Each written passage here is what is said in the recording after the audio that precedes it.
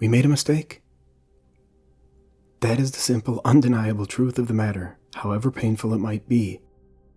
The flaw was not in our observatories, for those machines were as perfect as we could make, and they showed us only the unfiltered light of truth.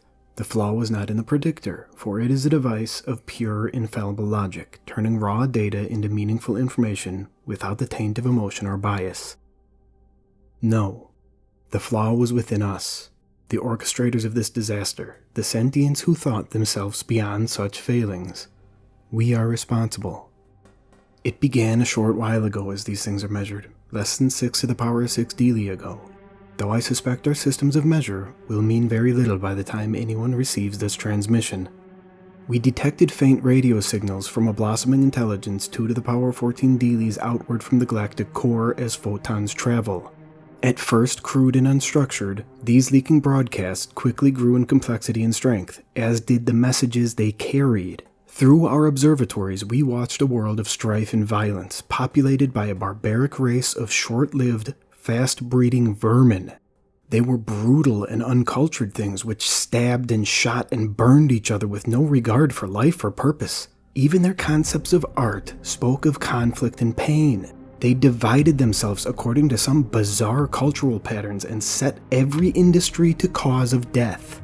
They terrified us, but we were older and wiser and so very far away, so we did not fret. Then we watched them split the atom and breach the heavens within the breath of one of their single short generations, and we began to worry. When they began actively transmitting messages and greetings into space, we felt fear and horror. Their transmissions promised peace and camaraderie to any who were listening, but we had watched them for far too long to buy into such transparent deceptions. They knew we were out here, and they were coming for us. The orchestrators consulted the predictor, and the output was dire. They would multiply and grow and flood out of their home system like some uncountable tide of devourer worms, consuming all that lay in their path. It might take 6 to the power of 8 Delies, but they would destroy us if left unchecked. With aching carapaces, we decided to act, and sealed our fate. The gift of mercy was 8 to the power of 4 strides long with a mouth half that in diameter, filled with mini 4 to the power of 4 weights of machinery's fuel and ballast. It would push itself up to 2/8 the speed of light with its onboard fuel, and then begin to consume interstellar primary element 2 by 2 to feed its unlimited acceleration. It would be traveling at nearly the speed of light when it hit. They would never see it coming. Its launch was a day of mourning, celebration, and reflection. The horror of the act we had committed weighed heavily upon all of us, and the necessity of our crime did little to comfort us. The gift had barely cleared the outer cometary halo when the mistake was realized, but it was too late. The gift could not be caught, could not be recalled or diverted from its path. The architects and the work crews, horrified at the awful power of the thing upon which they labored, had quietly self-terminated in droves. Walking unshielded into radiation zones, neglecting proper null pressure safety, or simply ceasing their nutrient consumption until their metabolic functions stopped. The appalling cost in lives had forced the orchestrators to streamline the gift's design and construction. There had been no time for the design or implementation of anything beyond the simple, massive engines and stabilizing systems. We could only watch in shame and horror as the light of genocide faded into infrared against the distant void. They grew, and they changed. In a handful of lifetimes they abolished war, abandoned their violent tendencies, and turned themselves to the grand purpose of life and art. We watched them remake themselves first, and then their world. Their frail, soft bodies gave way to gleaming metals and plastics. They unified their people through an omnipresent communications grid and produced art of such power and emotion, the likes of which the galaxy has never seen before, or again, because of us. They converted their homeworld into a paradise by their standards, and many 10 to the 6th of them poured into the surrounding systems with a rapidity and vigor that we could only envy.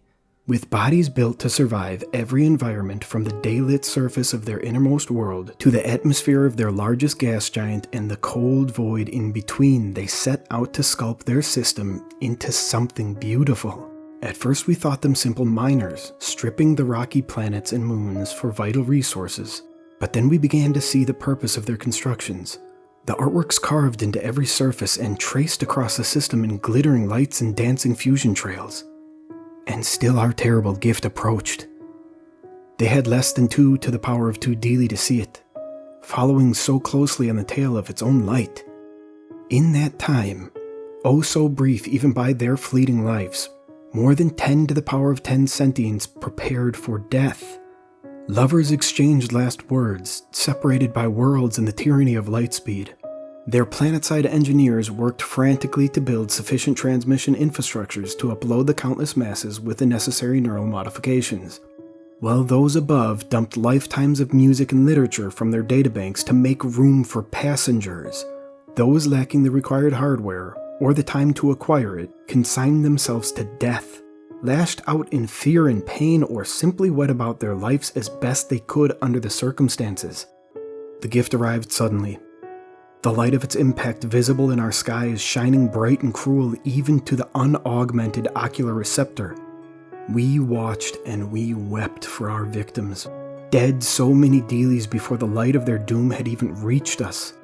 Many 6 to the power of 4s of those who had been directly or even tangentially involved in the creation of the gift sealed their sphericals with a paste as final penance for the small roles they had played in this atrocity. The light dimmed. The dust cleared and our observatories refocused upon the place where their shining blue world had once hung in the void, and only found dust and the pale gleam of an orphaned moon wrapped in a thin burning wisp of atmosphere that had once belonged to its parent.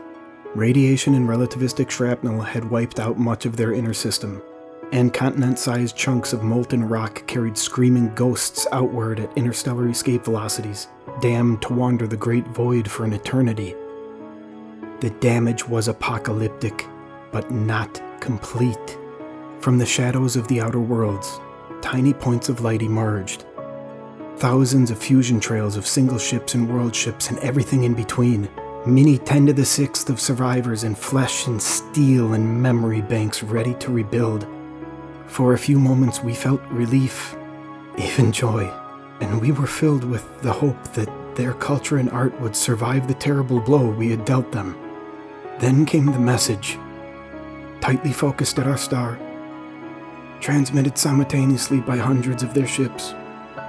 We know you're out there, and we are coming for you.